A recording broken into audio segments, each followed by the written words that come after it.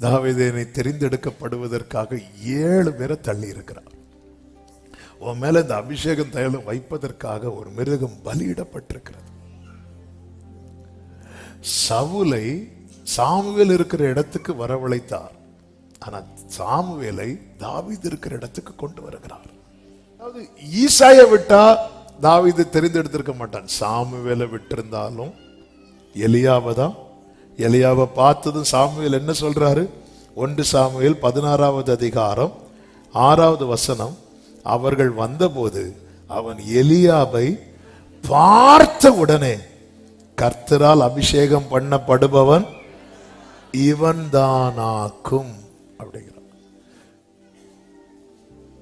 Surely the Lord's anointed is before him அப்படிங்கிறார். Sure, கண்டிப்பா இவன் தான் அடிச்சு சொல்றார். சாமுவேல் யாரு? தீர்க்கதரிசினா சாதாரண தீர்க்கதரிசி கிடையாது.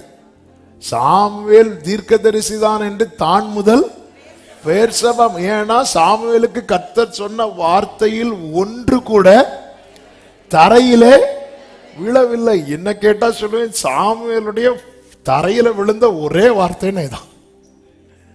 சாமுவேலுடைய இந்த வார்த்தை உண்மையில தரையில விழுந்துட்டு ஒரு நாளுக்கு தியானித்த போது ரொம்ப ஆச்சரியம். பெரிய மெசேஜ்.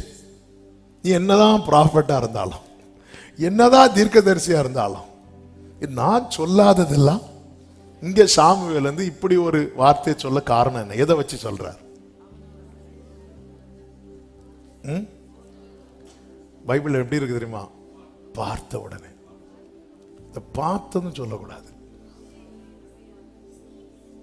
சில பார்த்தது இவ்வளவுதான் கேட்டுவேன், அப்புறம் பார்க்கவே மாட்டான். இந்த பார்த்ததும் என்ன? சாமுவேலுக்கு அவசரம். சாமுவேலுக்கு பிரச்சனை, அது வேற பிரச்சனை. என்ன பிரச்சனை? சவுல் பிரச்சனை. வந்ததும் இதை ஊத்திட்டு ஒரே ஓட்டமா இரு சாமுவேலே. எலியாவா கேட்டான். கிளம்பி வர வச்சு ஃப்ரெண்டில் கொண்டு வந்து நிறுத்தி, நீ கிடையாது போ, அவன் பாட்டுக்கு இருந்தான். அந்த இடத்துல தான் ஆண்டவருடைய வைராக்கியம். என்ன வைராக்கியம் தெரியுமா? தாவீதை பார்க்க வேண்டிய இடத்துல அவர் வேற யாரையும் பார்க்க